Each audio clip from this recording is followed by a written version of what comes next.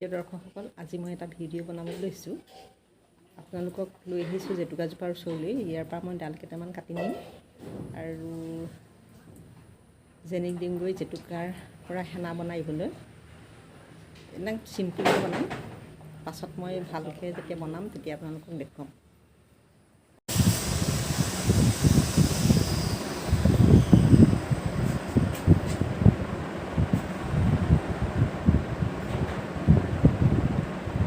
যেনিয়ে পূৰা হেনা কৰি আছে মোক।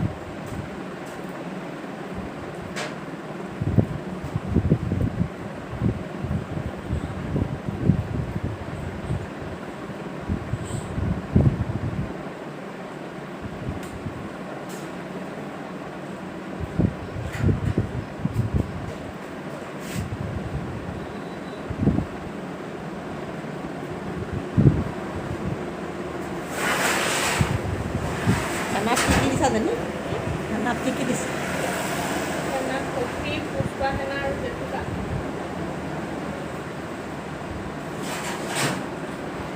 আৰু কি দিছা? কফি দিছা?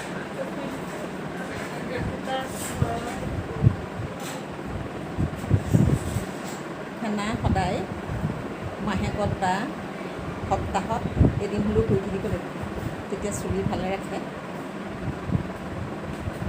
চুলিখিনি উজ্জ্বল হয়, ধুনীয়া হয়। আৰু জেতুকাৰ ৰঙে কালাৰ কৰে আৰু ঔষধি গুণ আছে জেতুকাত। কফিয়ে ৰঙৰ উজ্জ্বলতা বঢ়ায়। গতিকে মোৰ চুলিখিনি অলপ পাতলা। এতিয়া মোৰ হেনা লগোৱা হৈ গ'ল। 2 ঘণ্টামান এতিয়া থাকিম। তাৰপিছত মূৰটো অকল পানীৰে ধুই দিম, চাবোন নিদিওঁ। চাবোন দিব নালাগে। এতিয়া মানে কাইলৈ আমাৰ ঘৰলৈ যেনিৰ মাক আৰু পাপাক আহিব আৰু জীয়াৱতাৰ ঘৰৰ মানুহখিনিক নিমন্ত্ৰণ কৰিছোঁ আৰু জনাবজান নিমন্ত্ৰণ কৰিছোঁ যেনিৰ সাতমহীয়া দোৱা কৰিবৰ কাৰণে। গতিকে নিয়মটোহে কৰিছোঁ। ঘৰতো বহুত কাম হৈ আছে, ফুলেনৰ ঘৰবিলাক ভাঙিছে আৰু সেইটো কাৰণে নিয়মটো কৰি ৰাখিছোঁ। গতিকে এতিয়া যাওঁ, কামত লাগোঁ।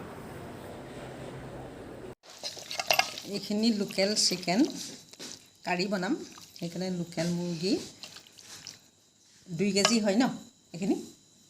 2 কেজি। অঁ, আবিদে আনিছে 2 কেজি। ইয়াতে এতিয়া 2টা গোটা নহৰু দিছোঁ। নহৰু গোটাই দিছে, ধুনীয়া হয় তৰকাৰীখন।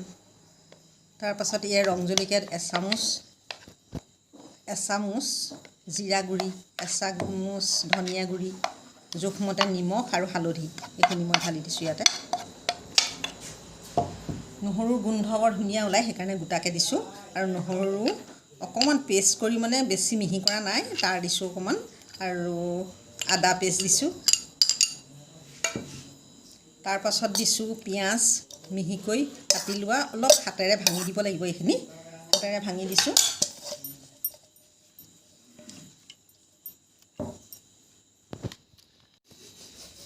ইয়াতে মিঠাতেল অলপ দিছোঁ, ইমানেই। আৰু 3 চামুচ ভিনেগাৰ দিম। এতিয়া এইখিনি মই অলপ হাতেৰে খচি দিম, খচি পেলাই 3 ঘণ্টা ৰাখিম। 3 ঘণ্টাৰ পাছতহে চিকেন কাৰী বনাম।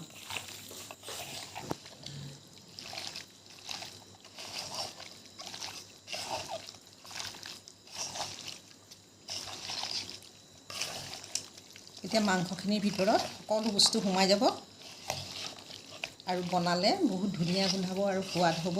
আৰু বাকীখিনি বস্তু মই বনাওঁতেহে দিম। কেৰাহী এখন পাতিলোঁ, কেৰাহীখনতে তেল দিলোঁ প্ৰায় 150 গ্ৰামমান। জিৰা অকণমান দিলোঁ ফুটিবলৈ, তাতে ডালচেনি এটুকুৰা দিলোঁ, 3টা জলকীয়া দিছোঁ,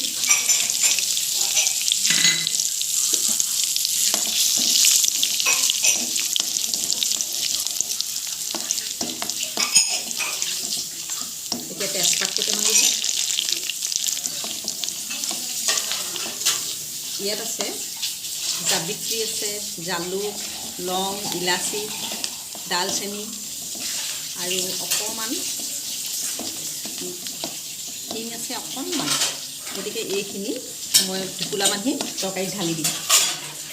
এতিয়া পিঁয়াজৰ পেষ্ট দিম। ইমান মিহি কৰা নাই,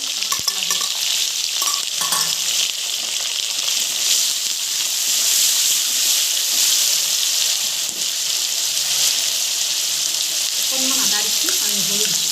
কেৰামেল কৰি থোৱা মাংসত দিয়া আছে, সেইটো কাৰণে কমাই দিছোঁ।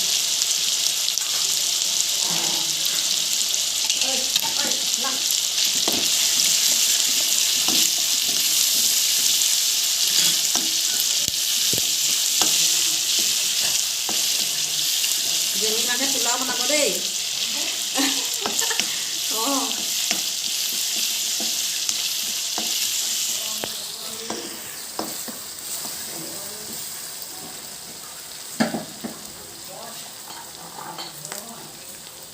এতিয়া হালধি দিয়া আছে, তথাপিতো অকণমান হালধি দি দিছোঁ।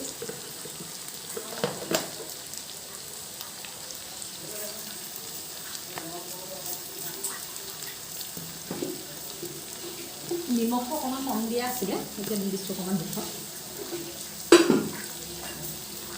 আৰু এইখিনি কেৰামেল কৰি থোৱা মাংসখিনি ইয়াতে ঢালি দিম।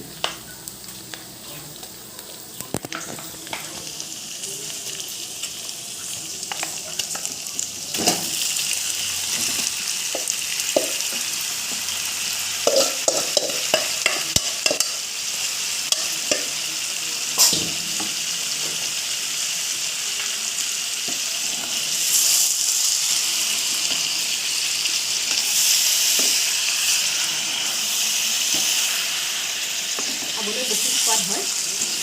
আৰু এই নহৰু আছে নহয়, নহৰুকেইটা অকণমান গোন্ধ ওলাব আৰু সিজিলে। এতিয়া মই এনেধৰণে প্ৰায় 20 মিনিটমান সময় ৰাখিম, এখন ঢাকনা মাৰি লওঁ। গোন্ধটো ওলাবলৈ কাৰণে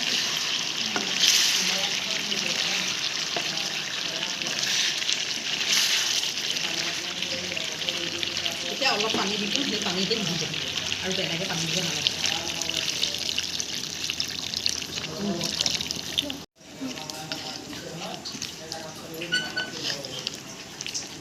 এয়া পানীতে মাংসখিনি সিজি যাব।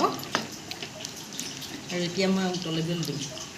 আৰু ইয়াতে টোপোলাটো এইটো মছলাটোৰ ভিতৰত, ইয়াত টোপোলাটো সোমাই থওক আৰু তাৰপৰা ৰস ওলাই যাব।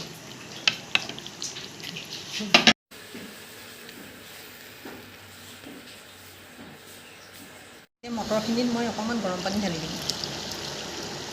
গৰম পানী ঢালি দিলে নিজে নিজে ইয়াত দেখিছেনে ভাঙি গৈছে এইখিনি। এতিয়া এইখিনি জেনিয়ে বনাব। জেনিয়ে পনীৰ তৰকাৰী বনাই আছে। এতিয়া পনীৰত কি কি দিছা কোৱা? পনীৰত প্ৰথমতে বিলাহী দিছোঁ, তাৰপৰা এই কেঁচা মটৰ, এইফালে তাৰপৰা বাটাৰ, শুকান জলকীয়া, জিৰা, এই চিম্পুলকৈ বনাইছোঁ।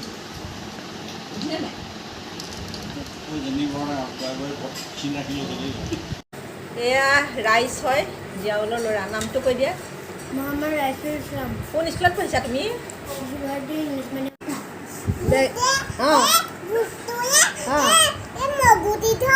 হয় নেকি? অঁ, আৰু তোমাৰ বাইকখন চলাইছা নাই? কেকাৰ বাইকখন নে তোমাৰ নে কেকাৰ সেইখন চলাইছা? নামটো কৈ দিয়া, নামটো কৈ দিয়া। নামটো কৈ দিয়া।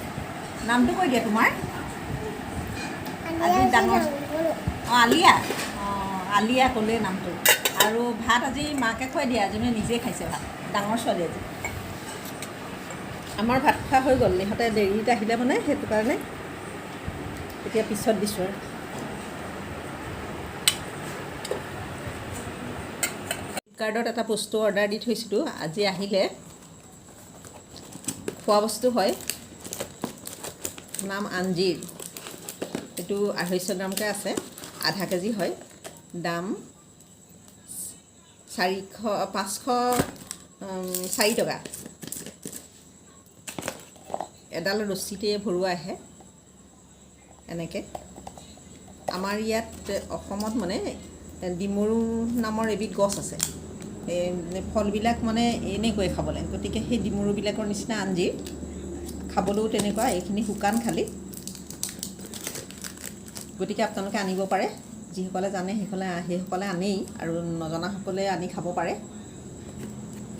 গতিকে মোৰ ভিডিঅ'টো যদি ভাল লাগিছে লাইক কমেণ্ট শ্বেয়াৰ কৰিব, ছাবস্ক্ৰাইব কৰিব। আকৌ নতুন নতুন ভিডিঅ'লৈ মই আহি আছোঁ। ধন্যবাদ।